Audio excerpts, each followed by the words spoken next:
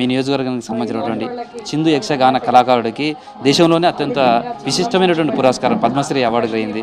ఆయనతో మాట్లాడినప్పుడు కానీ ఆయనతో ఇంటరాక్ట్ అయినప్పుడు ఎట్లా ఉంది?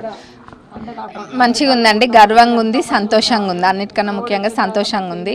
మా నియోజకవర్గం అంతా కూడా గర్వపడే రోజు ఈరోజు. ఎందుకంటే ఒక పండగ వాతావరణం లాగా మీరు చూసిండ్రు, అందరు ఎంతో సంతోషంగా ఉన్నారు.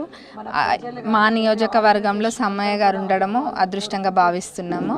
మరి కళ అనేది వెనకబడిపోయి ఉంది, చాలా అంచి వేసినట్టు. ఇంకా ఇప్పుడు ఈ కళ అంతా దాంట్లో వెళ్ళట్లేరు ముందుకి, ఎందుకంటే వాళ్ళకి డిసప్పాయింట్మెంట్ ఉండొచ్చు, ఎందుకంటే ఎవరు చూడట్లేరు ఈ వీధి నాటకాలు అన్నట్టు. అట్లా కానీ లేదు, ఈ కళని మనం బ్రతికించుకోవాలి.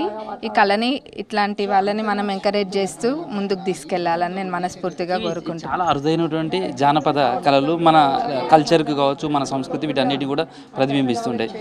అంటే ఇప్పుడు ఈ జనరేషన్కి వచ్చేసరికి చాలామంది టీవీలు కావచ్చు, టెక్నాలజీ కావచ్చు, ఇవంతా వాళ్ళ ఈ కళల మీద ఎట్లాంటి ప్రభావం పడింది అనుకుంటున్నాను? చాలా ప్రభావం పడిందండి. ఎందుకంటే ఇక్కడ ఇట్లాంటి చిన్న నాటకాలు ఇట్లాంటివి వేస్తున్నారు అన్నా కానీ కొంతమందే ఏదో వచ్చి ఒక 10 నిమిషాలు ఉండి వెళ్ళిపోయే రోజులు కూడా ఉన్నాయి. కానీ అది తెలిసిన వాళ్ళకే తెలుస్తుంది ఆ సంస్కృతి అనేది. మనం తప్పకుండా ముందుకు తీసుకెళ్ళాలి. దీన్ని ఇట్లనే ఎంకరేజ్ చేస్తూ ఏంటంటే ఇప్పటికే ఈ కళ చాలా మటుకు నశించిపోయింది. కాబట్టి మనలాంటి వాళ్ళందరూ కూడా ఎంకరేజ్ చేస్తే మరి ఇంకా బాగుంటుంది. మేము కూడా తప్పకుండా ఎంకరేజ్ చేస్తాం. దేశంలోనే పద్మశ్రీ లాంటి అవార్డు ఈ కళాకారుడికి రావడం కావచ్చు, ఇట్లా చూసిన తర్వాత నెక్స్ట్ దీన్ని ఇంకా ప్రోత్సహించడానికి సంబంధించి కావచ్చు, లేదా ఇట్లాంటి ప్రదర్శనలు చేయడం కావచ్చు, ఎట్లా చేయడానికి అవకాశం ఉంటుంది, లేదా ఉన్న టెక్నాలజీని రెండు సేమ్ టైంలో వాళ్ళకు ఉన్నటువంటి ఆ కళను బతికించడానికి ఎట్లా ఉంటుంది అనుకో? మీరు అన్నట్టు నా జనరేషన్ వాళ్ళు చాలామంది ఇట్లాంటివి అంటే ఇంట్రెస్ట్ చూపరు. కానీ అందులో కూడా ఇంకొంతమంది ఇట్లాంటి కళలన్నీ కూడా ముందుకు తీసుకెళ్లాలన్న ఆలోచనతో ఉంటారు. అందులో నేను కూడా ఒక్కదాన్ని. తప్పకుండా వీరికి ఇంకా మంచి గుర్తింపు వచ్చి ఈ కళని ఇంకా ముందుకు తీసుకెళ్లే విధంగా మేము మా నియోజకవర్గంలో ప్రోత్సహిస్తాం. మీ వైపు నుంచి అసెంబ్లీలో కూడా ప్రస్తావించడానికి అవకాశం ఉంటుంది వీళ్ళందరి మీద. అట్లాంటి ఆ సందర్భం వస్తే ఎట్లా వాళ్ళకి సహాయం చేస్తారు?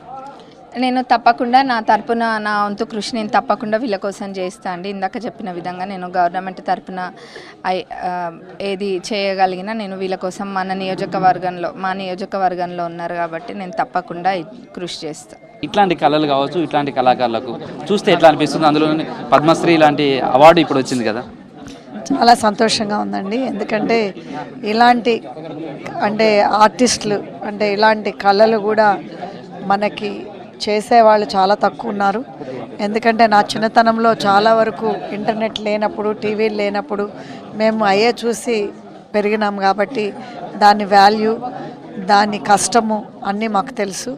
సో అదేవిధంగా ఈరోజు ఇట్లా పద్మశ్రీ అవార్డు రావటము మనకు వచ్చే జనరేషన్ కూడా చాలా స్ఫూర్తినిస్తుంది. ఎందుకంటే ఇలాంటి వాటిల్లో కూడా ఇలాంటి కళలు కూడా మనం నిలబెట్టచ్చు, ఇలాంటి కళల్లో కూడా మనం అవార్డు తెచ్చుకోవచ్చు అనేది. సో ఇది చాలా సంతోషంగా ఉంది. అంటే ఇది చాలా కష్టమైనది. మీరు సినిమా చూసేటట్టయితే 3 గంటల సినిమాలో కూడా ఎన్నోసార్లు టేక్ ఉంటుంది, ఎన్నో నెలలు ఉంటుంది. సో ఇలాంటి ఇప్పుడు కళాకారులు ఒక స్టేజ్ మీద పర్ఫార్మ్ చేయాలంటే ఇది ఆన్ యాక్షన్. సో ఇదేమి టేకుల్లాగా ఉండదు. సో వీళ్ళ పని చాలా కష్టము. సో దీని కష్టం కూడా ఈరోజు అవార్డు వచ్చింది, చాలా సంతోషం. అంటే కొన్ని సందర్భాలు వచ్చినప్పుడు కొన్నింటిని గుర్తు చేసుకుంటాం. మీ చిన్నప్పుడు ఇట్లాంటి సింధు యక్షగానాలకు సంబంధించినటువంటి కళలను చూడటం కానీ చేశారా? రెండు ఇప్పుడు వీళ్ళని చూసిన తర్వాత, వీళ్ళ ఫ్యామిలీస్ కానీ ఇవన్నీ చూసిన తర్వాత వాళ్ళకి ఎట్లాంటి ప్రోత్సహించాలి అనుకుంటున్నాను? అంటే తప్పకుండా అండి. ఇప్పుడు మా ట్రస్ట్ తరపున మేము చేతనైనంత వరకు ఫైనాన్షియల్గా తనకు అందించడం జరిగింది. సో అదేవిధంగా ఇప్పుడే ఎమ్మెల్యే గారు చెప్పారు, గవర్నమెంట్ తరపున తను వీలైనంత వరకు కృషి చేస్తాము. గవర్నమెంట్ తరపున గురించి ఏదైనా ఇలాంటివి ఉంటే కూడా తన తరపున కృషి చేస్తామని. అదేవిధంగా మా ట్రస్ట్ తరపున కూడా ఇలాంటి కళాకారులకి ఏదైనా ఉంటే తప్పకుండా కల్పిస్తాము. సో మరి మీరు మాకు ఇంతకుముందు వేటా తరపున కూడా ఇలాంటి కళాకారుల్ని మేము కృషి చేయడం జరిగింది, అమెరికాలో కూడా. సో ఇలాంటివి తప్పకుండా చేస్తాం. మీరు ఎన్ఆర్ఐగా కూడా ఉన్నారు కాబట్టి అక్కడ విదేశాలకు సంబంధించి కూడా చాలామందికి ఇట్లాంటి కళల పట్ల ప్రోత్సహించడానికి కూడా అవకాశం ఉంటుంది. ఇలాంటి వాళ్ళని తీసుకువెళ్ళడానికి కానీ, లేదా ఇలాంటి కార్యక్రమాలు చేయించడానికి కానీ, లేదా వీళ్ళకు సహకారాన్ని అందించడానికి ఎలాంటి కృషి చేసే అవకాశం ఉంది? తప్పకుండా అండి. అంటే ఇప్పుడు వేరే ఆర్గనైజేషన్లు అమెరికాలో ఉన్నోటికి ప్లస్ వాళ్ళకి ఇప్పుడు కన్వెన్షన్స్ కూడా వస్తున్నాయి. ఏ కన్వెన్షన్స్కైనా తప్పకుండా మేము పుష్ చేయడానికి ట్రై చేస్తాము. ఎందుకంటే వీళ్ళు ఒక ట్రూప్ ఉంటుంది, ఆ ట్రూప్ వరకు కూడా తప్పకుండా వాళ్ళు ఇలాంటి కళలు అక్కడ తప్పకుండా కన్వెన్షన్లో అంటే చేస్తారు. చేసేటప్పుడు ఉన్నప్పుడు మేము తప్పకుండా మా సాయినంత వరకు మా కృషి చేస్తాం.